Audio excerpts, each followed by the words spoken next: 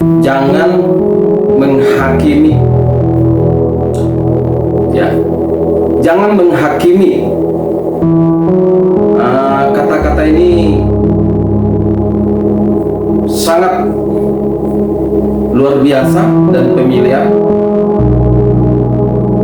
dan sering dilontarkan kepada orang-orang yang menyuarakan kebenaran,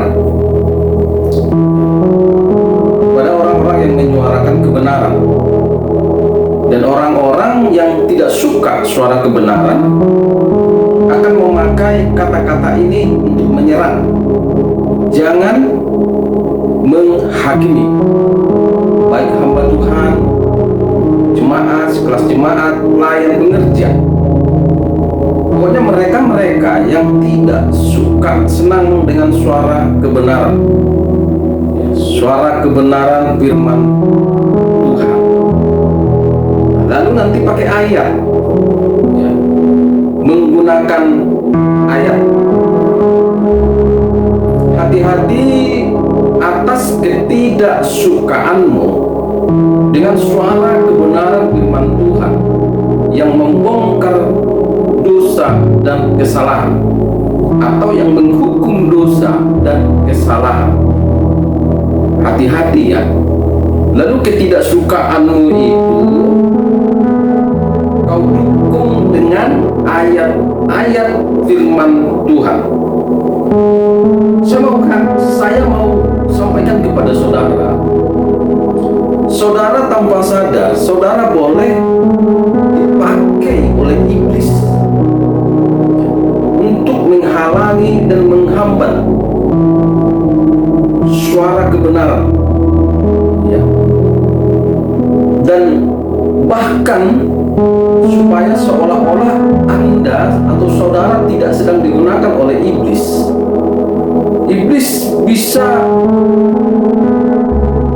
menyuruhmu tanpa kau sadari menggunakan ayat-ayat firman Tuhan supaya kau nggak sadar, karena kau pikir aku kan udah pakai ayat.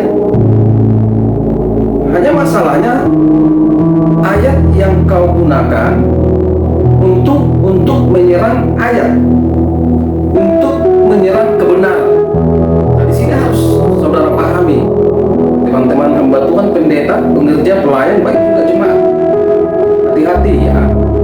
Jangan asal menggunakan ayat-ayat kebenaran firman Tuhan kepada seseorang hamba Tuhan yang sedang menyuarakan kebenaran, atau yang sedang memberitakan firman pengajaran, firman kebenaran yang menghakimi dosa-dosa dan kesalahan yang sedang marak dilakukan. Haleluya. Hati-hati, ya, waspada.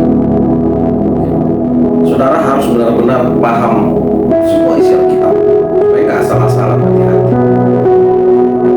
Nah, ada yang mau saya sampaikan kepada saudara. Ini saudara harus paham supaya tidak lagi menyerang imam atau hamba Tuhan yang sedang menyuarakan hukum-hukum Tuhan, kebenaran Tuhan, firman Tuhan, peraturan-peraturan Tuhan, yang menghakimi dosa dan kesalahan. Ingat, yang menghakimi dosa dan kesalahan bukan manusia. Ini supaya dipahami, ya. Nah, dalam zaman Nabi Yeskiel, Tuhan pernah menyampaikan sesuatu kepada Nabi Yeskiel, atau pesan kepada Nabi Yeskiel melalui penglihatan. Jadi melalui penglihatan Tuhan berbicara kepada Nabi Yeskiel. Salah satu yang Tuhan sampaikan dan bicarakan kepada Nabi Yeskiel adalah soal menghakimi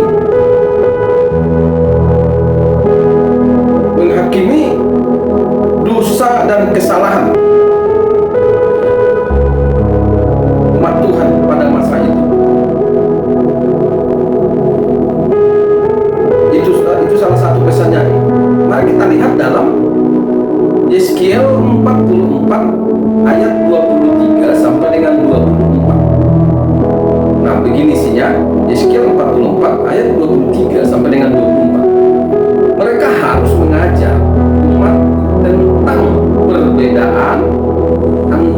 yang kudus dengan yang tidak kudus, dan memberitahukan kepada mereka perbedaan antara yang najis dengan yang tahir. Ayat 24. Di dalam suatu perkara mereka harus bertindak sebagai hakim, dan mereka harus menghakiminya menurut peraturan-peraturan. Mereka harus berpegang kepada hukum-hukum dan ketetapan-ketetapan pada hari-hari raya, dan menguruskan hari-hari Sabat. Nah, ini kalau kita lihat judul berikutnya, Yeskiel pasal 44 ini, mari kita lihat judul berikutnya di atas. Judul berikutnya ini di atas, di atas ayat 4. Ini judul berikutnya, petunjuk mengenai kebaktian dan imam. Ya. Jadi kepada siapa perkataan tadi? Kepada imam,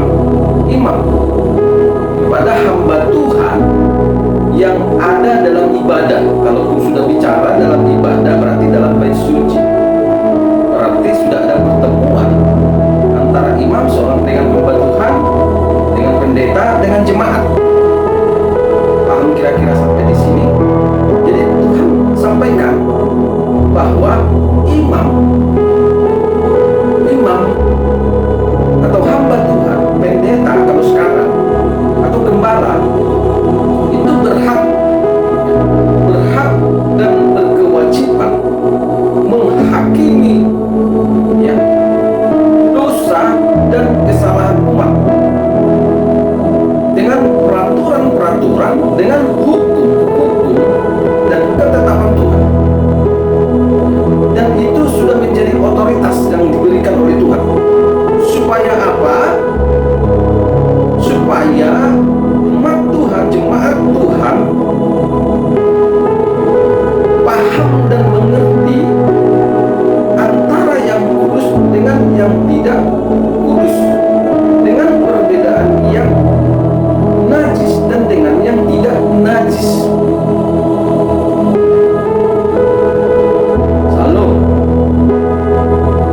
Jadi sudah menjadi tugas hamba Tuhan. Jadi jangan lagi ada kata-kata ketika khotbah saudara dengarkan atau hamba Tuhan berbicara kebenaran yang membongkar, menghakimi dosa dan kesalahan dengan hukum-hukum dan peraturan-peraturan Tuhan. Sebagai imam, sebagai hamba Tuhan, pendeta yang diberikan otoritas, saudara nggak bisa menghina lalu saudara katakan menghakimi. Terlalu bodoh kau gampang mengatakan menghakimi.